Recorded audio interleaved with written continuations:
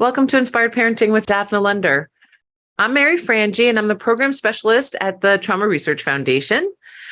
We're so happy to have you at this 8-part free monthly series. And whether you're a parent or you interact with children in other capacities, we know you'll find this information encouraging and useful. And you'll find Daphna's hands-on tools, a resource that you can apply right away. Today's session is called How to Respond to a Child's Nonverbal Signals. And you'll learn how to find ways to understand a child that doesn't want to talk, how to respond to a child when they say, I don't know. Volunteers can come on screen with Daphna to ask a clarifying question. To volunteer, all you have to do is raise your hand and keep it up.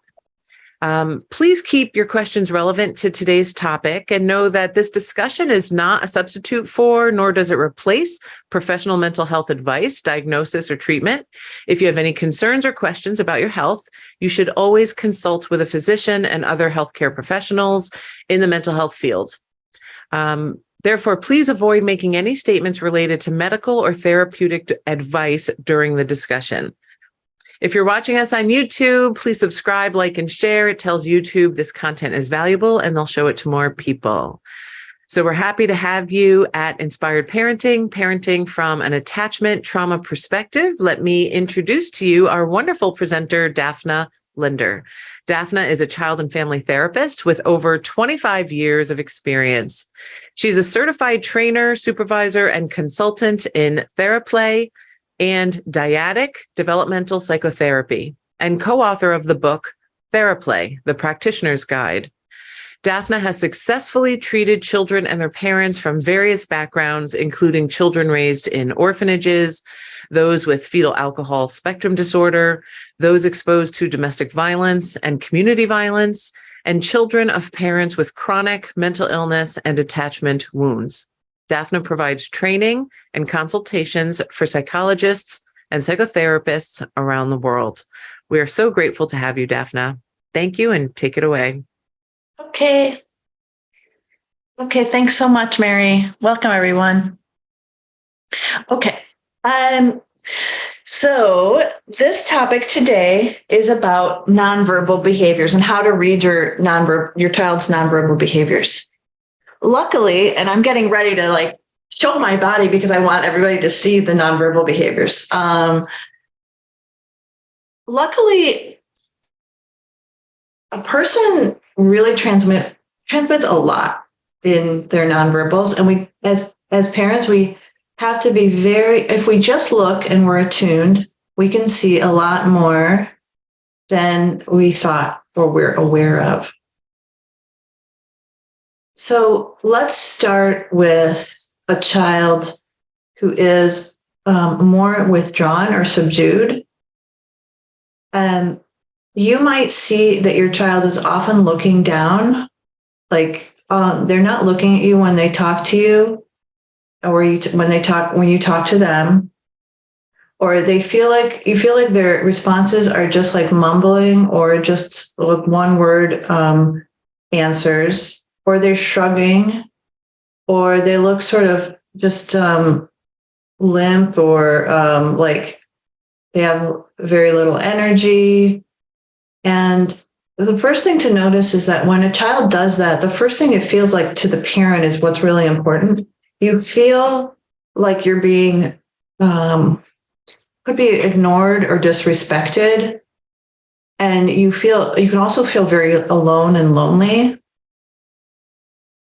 And like you're not seen, what you have to say doesn't matter. And those feelings are not only as a human, it doesn't feel good, but as a parent, it's like antithetical. It's really like against everything that we want as parents.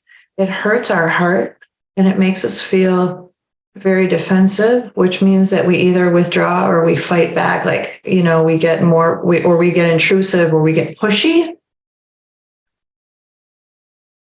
So if your child is doing that, where they're looking down or mumbling in one-word answers and shrugging, like you ask them, what do you want for dinner? What do you want from the store? Like, how was your day? And they're just saying I don't know. Okay. And one of the first things you have to do always is just check in with your reaction, because you are going to feel that sense, that surge of like defensiveness and annoyance. But underneath, it's like either sadness or feelings of rejection or worry, concern. Why do I have to always point that out? All of my series, every single time I talk, I always first tell you as parents to check in with your own reaction. Why do I do that? This is a relationship, and it's two people, and it's a two-way conversation.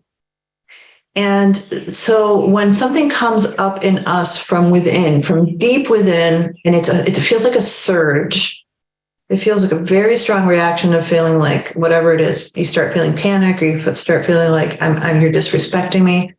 It's going to cloud how best to respond to your child. It starts the cycle. And then you and your child are off to the same pattern that you repeated a million times, which is where you get annoyed, or you get really pushy, or you yell, or, you say, that's it, I've had it with you, or you withdraw and leave them alone in their room for 8 hours, the kinds of things that you then come to regret.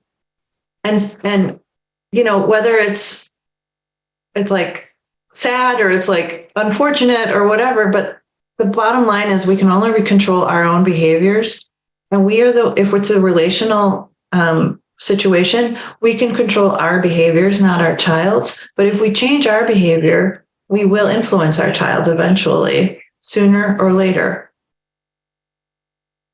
And you have to believe that, and you have to want to change yourself. And the way to change your reaction is first check in with how you're feeling. Typically, it starts with a feeling in your body of like clenching, or your jaw gets tight, or your throat gets constricted, or you get heat, or sometimes you could feel, energy or tingling in your arms or something, or you might feel like you're getting fuzzy or cloudy and getting very like strange butterfly feeling in your stomach. So note those feelings.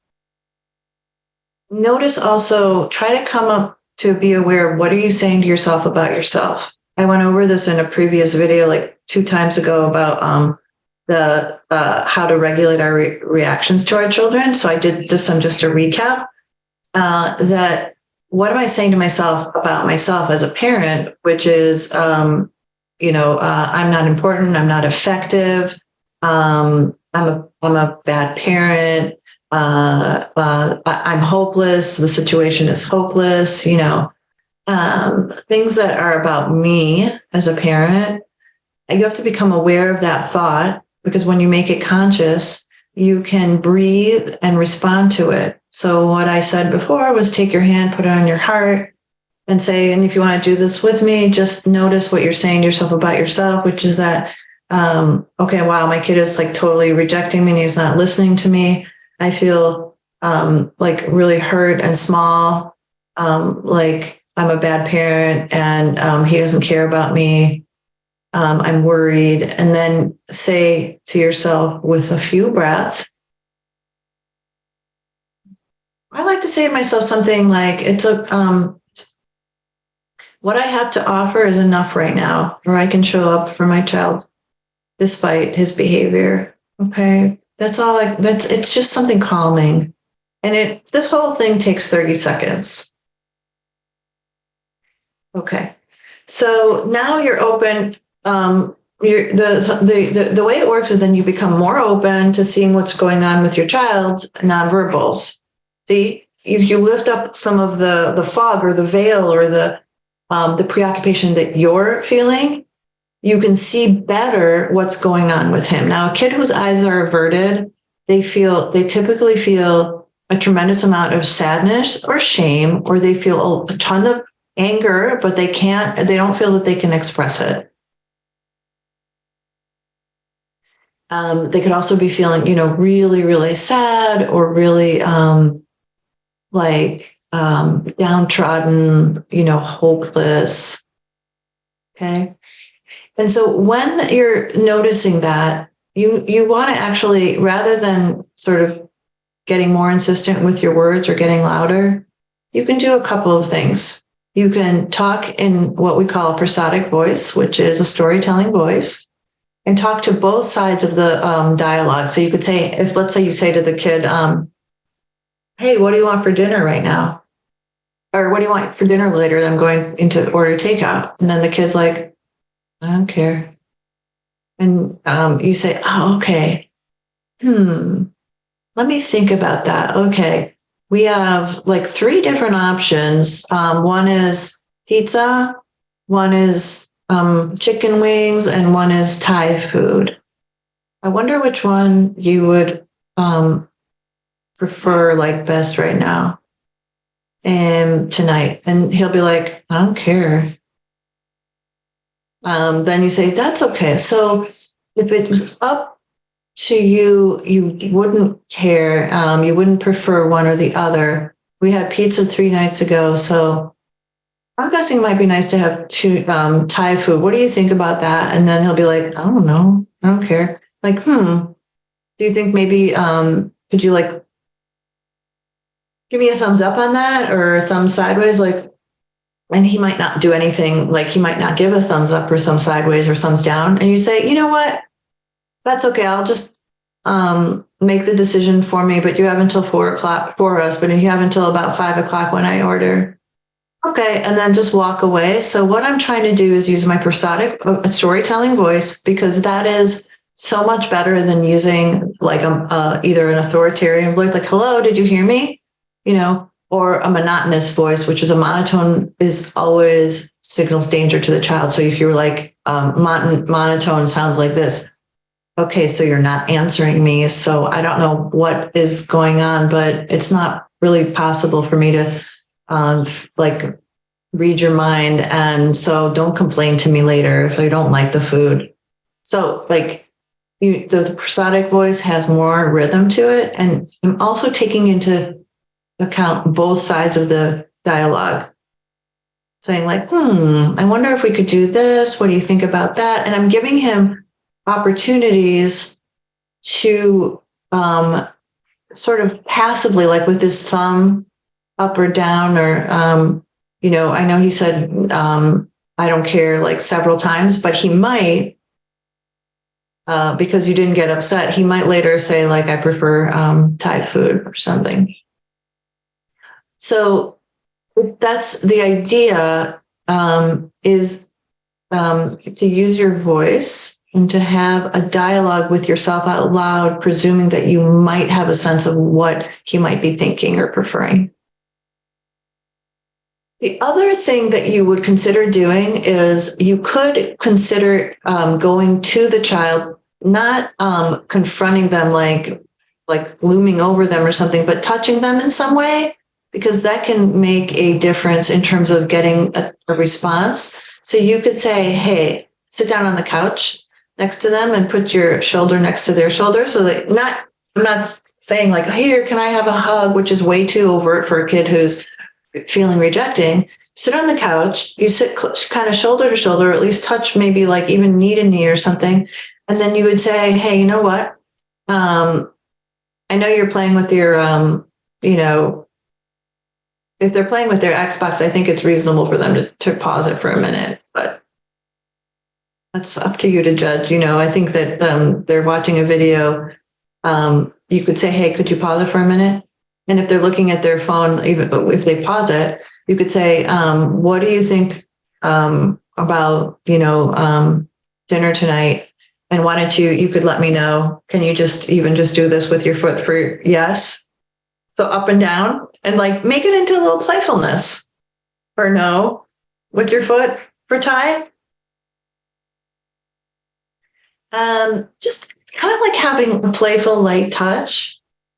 And I mean, the touch part could be sitting next to them, and then the playfulness could be, can you tell me with your foot? So why am it's not specific to this idea of what do you want for dinner?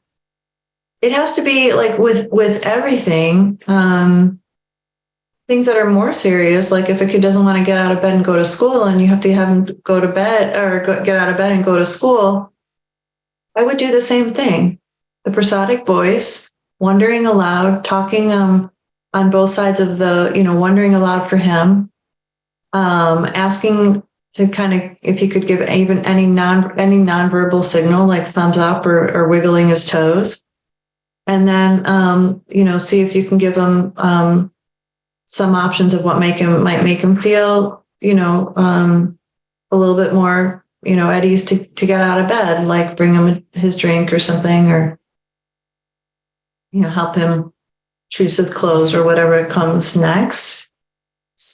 So that's the kind of the sequence. Now I know people have tons of questions and they're going to say, you're going to say what if he stays in bed? Well, I definitely am not going to yank him out of bed. And I'm not going to threaten him. And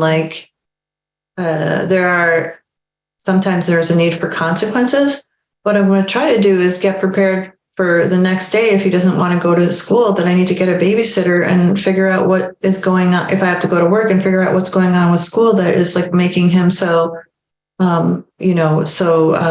avoidant or depressed, or the situation. I have to plan for it. But or I could talk to him in the evening in the same way, where guessing some options, giving him a way to respond non-verbally. I was just thinking about maybe he could also you could give him a paper and a pencil or pens, and he could literally, if you were guessing, what could be some possible reasons that you really don't like to go to school. Is somebody did something scary or bad happen at school? And he can literally make X's and O's. He doesn't even have to say yes or no on the paper. More X's, you could do a tic-tac-toe, and he could put in, more X's. It means he has some worries about people bullying him. So what I'm trying to say is the fact that a kid isn't using their words verbally is not a sign of disrespect. It's oftentimes a sign of those other scary, sad feelings, that you're just feeling incredibly collapsed and shut down, or, angry and sad or ashamed, and you can't bring yourself to say it. You can't vocalize it. Okay. So that's kind of, when you see a kid could then look at you, have a different look in their eye when they are interested in what you're saying, because they're going to look, rather than looking down and looking sort of unfocused, they might change the shift of where they're looking, and you can see their wheels turning, and you could just say, "Oh, you're thinking about that one? That's okay. That's good. You're considering it, and that might be it, or might not be exactly what I was thinking." What I said, but you're thinking about it. Okay. So you really have to notice the nonverbals, and the way even their eyes are looking, or sometimes actually, if you guess the right thing, they'll actually hide their face more because it feels really intense, and that you actually acknowledge something that they're feeling, and they just feel shame about it. When a kid hides their face, you should always say, "That's okay. You can hide your face. I really appreciate that you're listening, and you don't have to look or see." I want everybody. I'm going to repeat it. I want you to really take this in. When you're talking with your child, or when your child is confronted with hard stuff, it is really overwhelming and intense, and can be very shame-inducing. The child who looks away is trying to regulate themselves so that they don't get overwhelmed and essentially dissociate or run away. And so they can listen, but they can't look. And so you should never say, "Look at me right now. I demand you look." Don't do it. Just don't do it. Because what you're doing is sending them to a place of where they're going to be way out of their window of tolerance. They're not going to be able to, it's too intense. And so their ability to stay in that regulated zone, which is what we call the window of tolerance, we're forcing them to take on something that's way too intense. Okay. So you just will say, it's okay if you can't look. You can just listen. I appreciate you listening. Some people think that's like disrespectful, and it kind of is like goes against what some more respect oriented or authoritarian parents, or kind of something that's more old fashioned. But this is much more my approach. This approach I'm suggesting is really much more sensitive to the just the neurologic aspect of shame and attachment and trauma. Another thing is, you are going to really need to notice when you're talking to your child. If you want to tell them a message, it's an important message. It's really important that you keep it concise. Okay. The minute you lecture a child and they go into a zone, they start either rolling their eyes or getting frozen or looking down or something like that. That means you're talking too much. I'm sorry to say it.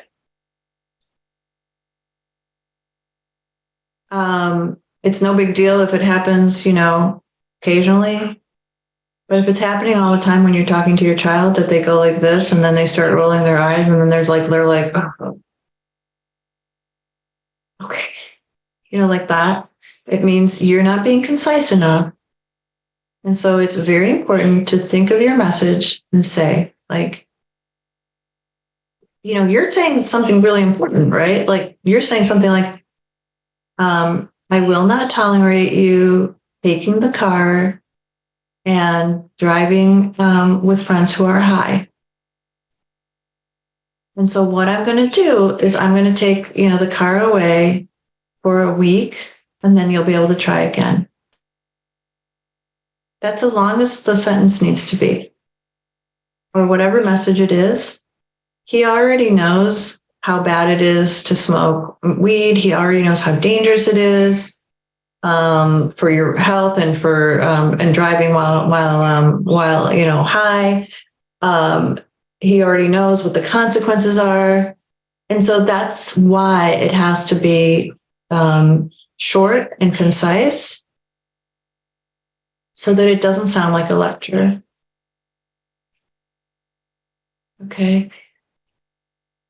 Well, now I'm going to shift a little bit to talking about kids that are their nonverbal behavior is more like what we call externalizing, which means the kids are running around, they might be throwing stuff, they might be kicking, they're yelling, or they're saying, stop it, or, things that are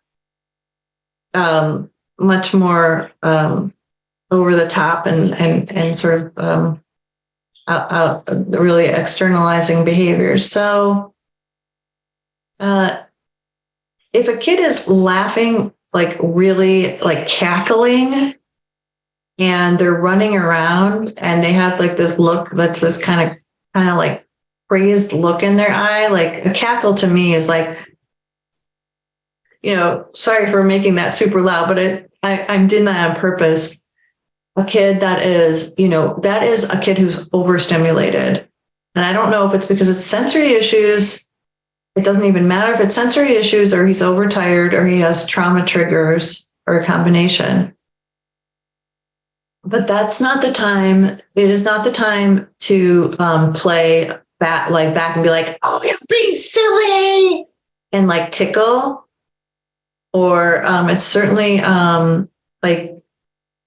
it's not the time to sort of match his energy and like wrestle or goof off or play around. You have to move yourself in a really like smooth and prosodic, like smooth movements and prosodic voice. And you could say something like, oh, you've got tons of energy now. Look over here and like move yourself over to someplace like, I don't know what, you might have to make it up. Like, I've got something in the kitchen for you that I really want you to see, and like march very confidently over to the kitchen and like say, this ice cube is shaped like, a butterfly. You should put it in your mouth, and then we can,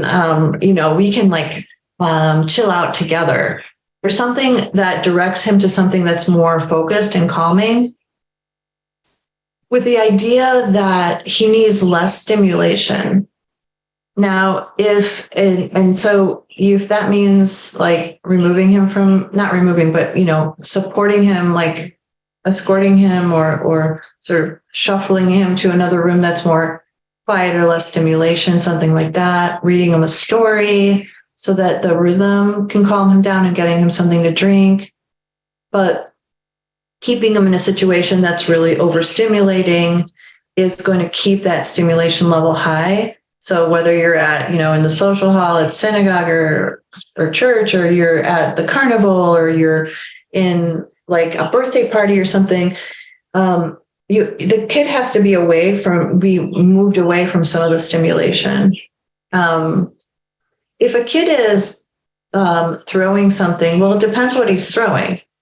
Because if he's mad at you for lecturing him and your voice is hurting him because he's overstimulated and he throws a pillow, it's not really something that you need to worry about. And so I wouldn't really make a fuss about that. If when you come over to him and you put your hand on his shoulder and he kicks you, if the kick is like this and it's like, get away from me, and it's reflexive, then I would say, oh, okay, I think, I got you. You're not ready for a cuddle right now. That is not something that I would say something like, no kick. You were not aggressive, no kicks, no hurts. I wouldn't do it at that moment. If the kid was taking something like an object and lunging at you and trying to like put it in your face or something like that, or hurt you, then I would be very firm about that. I'd say, no hurts. I'm not going to hurt you, and I'm not going to let you hurt me. And now we're going to move away, and we're going to do something else together that's going to be, to calm down. And, there is that firmness and the need for boundaries. I think in a previous video, that's maybe on my Instagram, or maybe I did it here, but there's a need to, I'm going to show you by kind of just backing up a little bit, having your hands out with an elbow, like bend at 90 degrees, helps you to sort of absorb some of a kid is coming towards you so that they don't hurt you. Okay. You have to have some movement in your torso, like by like kind of moving on your heels so that you're not frozen. Okay. Rather than a kid coming at you and invading your space, you want to be kind of ready to position your hands so that you can face them out and so that they don't strike you. Okay. Because that makes a kid feel more confident if a parent can handle themselves physically. Okay, so those are some ideas. And now I would like to find out if people have questions. What I do in this series is I ask if people have questions and they'd like to ask them. I don't see the chat, so Mary can read the questions if you wrote them in the chat, or if you want to actually have a conversation, a little bit more of a deeper chat about a specific question, then you can raise your hand, and then you'll be promoted to panelist. You'll be able to turn your camera on. So if anybody has like specific ideas or questions about what I said, So how that relates. We have Margaret coming on. Okay. Welcome, Margaret. Oh, hey, how are you? Hello, it's so good to see you. This is wonderful. Thanks. So I have a question. I have I guess I'll just say the scenario, and maybe you can give me some wording and tips. So we took our kid to the playground, and there was a little kid there that she wanted to play with her, and the little kid didn't want to do what she wanted to do, and she was getting frustrated. And after a little bit, some gentle coaching of, why don't you do something separate over here? Or maybe y'all could do Simon Says, just kind of throwing out a few things, because she kept coming back and saying, she doesn't want to do it with me, or she's not chasing me, It didn't really, we didn't know the kid, so I didn't feel comfortable to tell the kid, let's work it out together. It wasn't like it was a joint agreed upon play date. So finally, after about an hour, we said, okay, well, we're going to be leaving in about 5 minutes, or 10 minutes. I give her plenty of warnings. And then we left. And as we're leaving, she was just mad and kind of throwing, kind of like you were saying, the reflexive movement of like throwing her arm and kicking her leg. And she said, I didn't even want to go to the playground. I didn't even want to be there. And so we said, oh, this is really frustrating. She didn't want to play with you. But she didn't want to get in the car. She didn't want to go home. She was mad that the kid didn't want to play with her.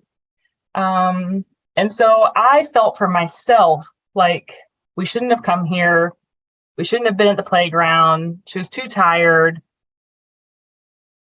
How do I regulate myself that it's okay that she can have a bad experience with a kid that doesn't want to play with her?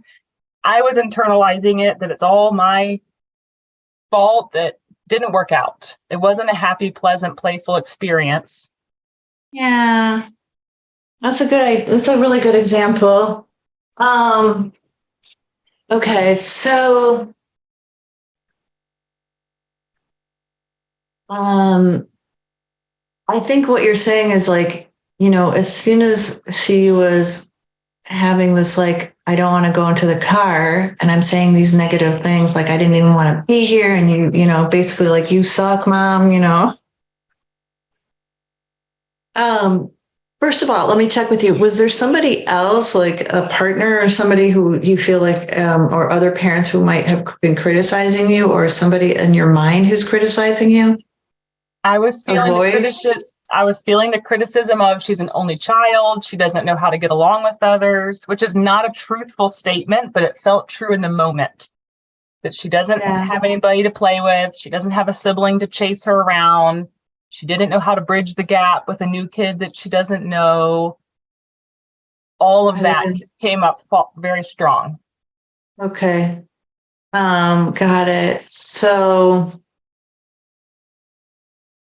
is without making any, like, you don't tell me the answer, but could it also be that there's something like, do you take that personally as if it's somehow, a personal failure that you only have one child? I don't know, but it could be that, like, you in your background, you might feel like, you're not providing her what she needs to have like a complete life or something like that. So take that to mind, but don't answer, because that's, I have an only child too, and I think about that sometimes. But the thing is to notice that it's a wave, and it might come from your chest, and then it populates your head, and you have all these like horrible thoughts, right? And they're running like a ticker tape on the New York, Times Square. And if you can just notice that and become aware and like accept it, but without judging, and say to yourself like a message of self-compassion, like, yup, I got you, Margaret. And in the, I hear you in the moment, but you're okay. You can show up for your daughter right now. It's okay, even with all that. And it just takes a minute, but I love the gesture of putting your hand on your heart, because it's a symbol, it's a movement, it's an action.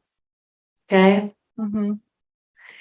And then for your daughter, here's what I just want to share the interpretation, which is I see almost many of the things that the kids are going through are physiologic surges, and they're not related to the content that they're saying so much, but more so like maybe she was tired, like you mentioned, or maybe she's going through a developmental thing, or who knows. But the thing of like, feels so much lack of control right now, and she didn't even want to be here, and her friend didn't play with her, and now she's not going to go in the car. all those things are true, but it's like this like sense of like lack of control in the world and in your life and your body. And it goes like this. It's like it mounts, it goes up, and it's a surge, and it's physiologic. And you feel like you're the kid inside feels like, oh, I'm getting to like a apex of like, and I'm not going to be able to manage myself. But the parent thinking about it from a physiologic perspective, it is going to pass. If we don't pressure or stress the kid to like get in the car or like try to convince them that that's not true and that you do have friends or that you ask us to go to the park, and it might take some time, but you have to watch it like this with acceptance and empathy, just like from I know so that's kind of the perspective that I would offer. Okay. Thank you. You're welcome. It was so nice to see you. It's wonderful to see you too. Okay. Hello. Hi, Tracy. Hi. How are you? I'm good. I have 2 kids and you have explained them both. One of them in the like internalizing, like, I don't care. I don't care. And then the other one is externalizing. But my question is about my externalizer. So this has been really interesting because one of the things that we have always kind of worked with is like, use your words. So she's 7, has FASD, and is definitely like developmentally probably more like 4 or 5. But so we see a lot of times where she is either just not able to use her words and is like throwing things or like using her body in really silly ways, or if she is using her words, it's like in a silly voice or kind of thing. So what are some suggestions? And I think the driving question for us is always like, what do you need right now? Like, how can we help you? Or like, what do you need? And so do you have ideas for how I can get to that when she can't use her words, to tell me? Yeah, awesome. Tracy, I cannot even like tell you what an awesome question. You conceptualize it so well. It's a really common phenomenon, what you're describing, a child who cannot articulate what they need in words. And so first of all, use your words. It's fine for certain kids, but only if you have a certain kind of brain. And for some kids, it'll never be relevant. Okay. I love the idea that we could all articulate how we feel, but that's only for people who have a very developed, like a verbal processing mechanism. Plus, not to mention if she had if she has FASD and any other kind of like difficulty in her background. So, first of all, we take behaviors as communication. So we say, I see that your body is feeling like really oji right now with the hands and the arms moving. Like the oji is like what I use for a word when you're feeling like restless or disquiet, like not, you have a like negative energy in your body. And so you use that as communication. You say, thanks for showing me. So start with that. Let's start with taking that. Use your words off your plate unless it's really, really relevant to the child and it really works for them. The other thing you could do is imagine that when you say, what do you need? The presumption is that she can articulate what she needs. And she may know non-consciously, like her body might know, but she doesn't know how to say it. It's super hard. And so when you say, you could guess, you might need to have a cold drink with a straw, and I'm going to offer it to you.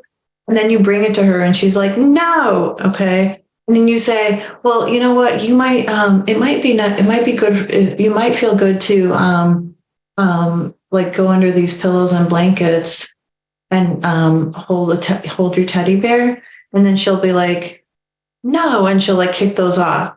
And so it might be good if I just sit quietly over here on the other side of the room, and I could read a story quietly, and she'll say no.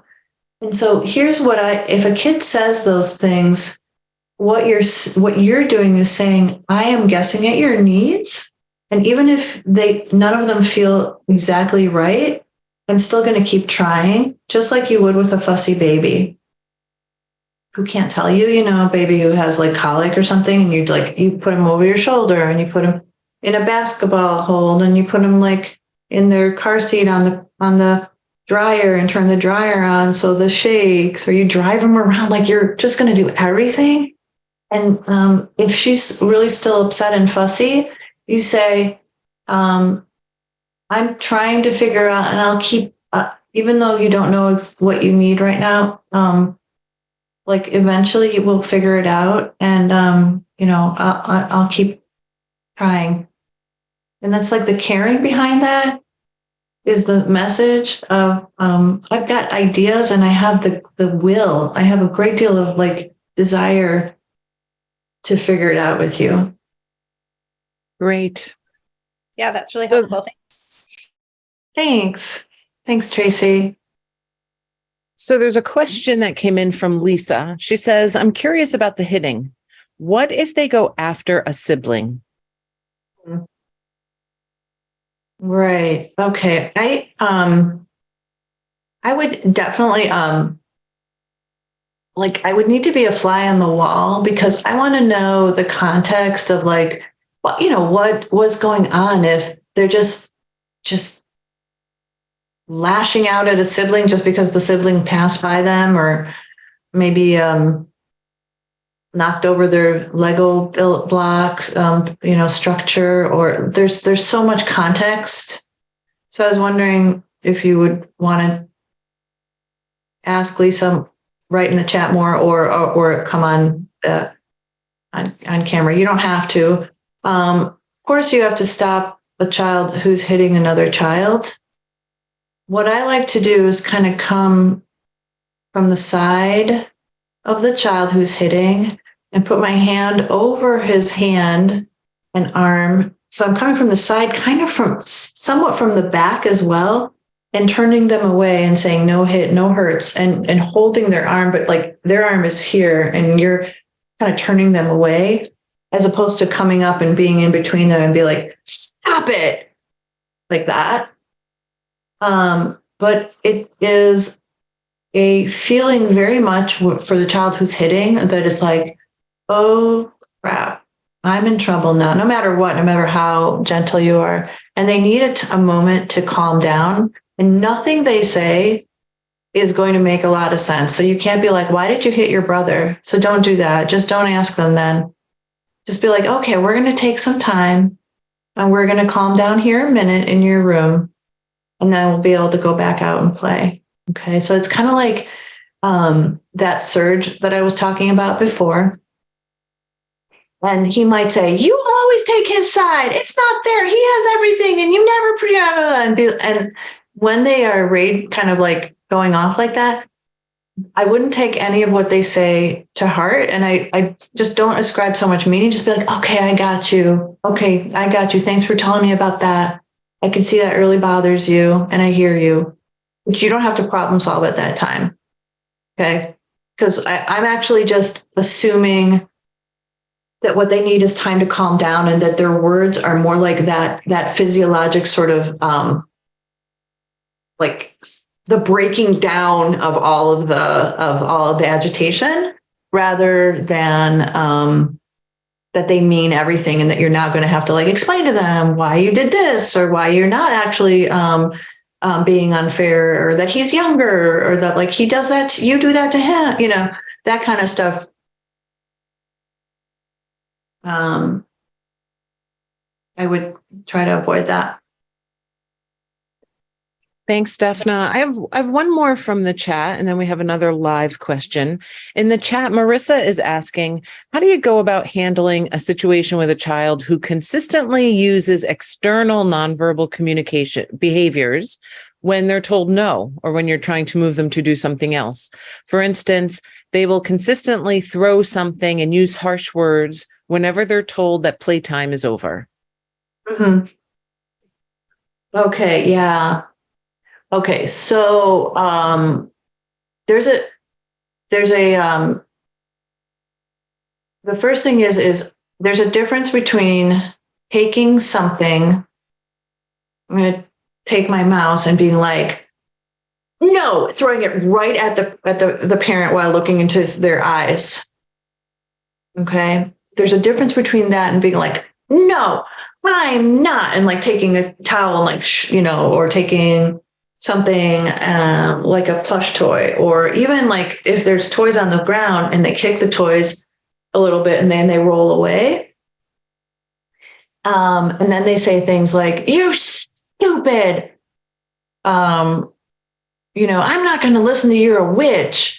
So my sense is that when they do that, that's dysregulation that's coming from ADHD-like symptoms. Now, I'm not saying anybody's ADHD, not specifically this person who's asking, Marissa, but what I'm saying is when a person is a child is very much in the moment, and then you pull them out of the moment, it's like you're literally some especially kids who have hyperattention and impulsivity. They are like, wait a second, what's going on? You're totally interrupted me. And then they just like kick or throw things around. And then they say really extreme things. The extreme things are intense because they represent the level of intensity they feel inside, but they're essentially not trying to be cruel and abusive. And the kicking and throwing things, it depends. Again, if it's not terribly dangerous, I would just continue to be like, yep, I know it, and it's time for us to go to bed to clean up. Yep. And we're moving past this. Yeah. Now this is what we're doing now. And then it takes that kid time, but I'd give him the time, but I would not respond to if he kicks something or he says stupid, I think calling a parent stupid, that really is also cultural. Some parents, they cannot stand that. And but certainly if somebody's like really abusive, a kid's like, you stupid idiot, or you swearing and things like that, you could say, you know what, it's not okay to talk to me that way. I'm not going to hurt you. I'm not going to let you hurt me. And I'm going to move on to the next room, and you're going to come with me. We're moving on to bedtime. That makes sense. Thank you so much. Sure. And now we have a live question. There we are. Hello. Hi, my name is Mia, and I have a question. I have a 3-year-old daughter, and her speech is behind. Her speech is probably at a 2-year level, but her mind is very sharp, so she understands everything. And this is the scenario that happens every night. She gets up from her nap around 5:30, and then we have dinner at around 6. She sits with us at the table with me and my husband, but she doesn't eat. She just colors and plays, and we don't force her or make her eat. We offer her the food, but she doesn't want to eat at that time. And then later we go play a little bit, and later my husband feeds her, and the way he feeds her is in front of a TV. Like, she watches a cartoon and he feeds in and she eats. Like, he feeds her and she eats. Yeah. After she's done, around 8:15, it's time to get ready for bed. And then at that time, every time she gets like in this crazy mood, my husband calls it duct tape mood, because he says he just wants to wrap her in duct tape. Like, she just runs around, says random things like out of control, and like I'm trying to go take her to the bathroom or like brush her hair and change her, and she just doesn't cooperate at all. And I'm trying to be calm and but at the same time firm with her, like, this is what we're gonna do now. We're gonna change your diaper, or we're gonna go potty, we're gonna brush your hair, all those things I'm trying to tell her, but she just doesn't care at all. She just like this. And with my husband, like, if he comes in and tries to do it, like, she gets even more overwhelmed because he's more firm than me. Like, he will be like, okay, you gotta calm down. And she will just cover her eyes and she'll be like, A, B, C, like, oh, wow. she tries to like cope like that. Yeah, she does. So I don't really know what to do because like, but I don't know if she gets so aroused because of the cartoon. But at the other times of the day, if she watches a cartoon, like, she doesn't act like that. Was it because it's the night and she's just tired already, or what's going on? But I would like to have some kind of solution. Yeah, I don't blame you. You how old is she again? He's 3. Okay, yeah, because I mean, you painted a really accurate picture. Like, I can see it in my mind's eye. It's really hard with a 3-year-old. It really is. So you should be aware that like part of that is normal. I'm not minimizing it all. Here's something that could work, but take it like it might help a little. When it's time to go to sleep, to get the bedtime routine started, you might just, instead of saying, okay, you're announcing it's time to get ready for bed. Let's go ahead and brush our teeth. And she's like, why? That's like the whole thing is winding her up. Like, the fact that she knows that you're getting into that like mode with her. So maybe you could circumvent that by being like, hey, we're going into your room and I'm going to start reading a story, and like pick up a story and start reading to her before you do everything else. So I try to read books to her, but she is still not where she can like sit and listen to it. She just tries to go through the book quickly, maybe like name a few pictures that are in the book. So I don't think that would work. Well, that's okay. That's the beginning of a book. You're going to really want to do that like all the time. You need to get books and you need to read them even if she goes through them. And the more you can do rhythmic books, like books with rhythm, so Dr. Seuss and the like, things that rhyme, and I want you to read them with a lot of bounce. Be like da da da da da da da da da, and like be really pull her in, because like you need a way to calm her, and you can't really chase her around and say, I need to, I'm gonna here, I have to brush your hair here, like really try to reduce I would say reduce the things that you need to do at bedtime. Like, I don't know what, if she sleeps in her clothes, if she doesn't brush her teeth, if you don't brush her hair, if she doesn't like, you have to like find a different way to approach that whole ritual that it's now become this big symbol of like her running around and stuff. So maybe it's not books, it's something else. But I wouldn't be like, okay, now it's time to do bed, where everybody knows exactly where the whole opera is, going to start. Yeah. Okay, I'll try that. Thank you. Okay. Yeah, it's just an idea. Thanks. So we have one more question before we end, and this comes from Alice, who has a 4-year-old who's quite strong-willed. He likes to do the opposite of what parents are saying, including asking him not to hit or kick his 10-year-old sister. When he does this, he looks at parents to see what they're going to do about it. And Alice says, I find him quite triggering and I don't feel like I know how to parent him. Yeah. Yeah. So I think, like, I'm not sure there, again, like I would really need a lot more context, but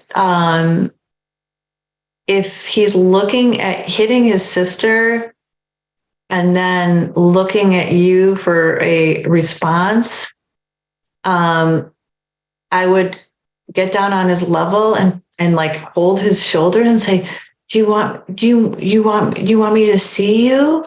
You want me to see what you're doing? I see you're hitting. Yeah. Do you worry that you're a bad boy? Are you worried I think you're a bad boy? I don't think you're a bad boy. You can't hit. Don't hit. You can't hit your sister, but you're not a bad boy. And like really like be very sort of get really close to him and say, oh, I see you. Because it seems like that's what he's asking for. It sounds tough. It's not something that I can kind of answer anymore off without getting more like into a conversation. But thank you for the question. Thanks everybody for coming. Yeah, that makes sense. That's helpful. Oh, Daphne, thank you again. Another wonderful, informative, helpful session. Thanks to all of our volunteers as well. We really appreciate your questions and your vulnerability. Join us next time for session 7, how to deal with aggression and out of control behaviors. All of the previous recordings are available when you sign into your TRF account. You just go to My Purchase Content so you can watch all of the previous sessions. And until next time, stay well and goodbye. Thanks, everyone. Thanks so much, friends. Ciao, ciao.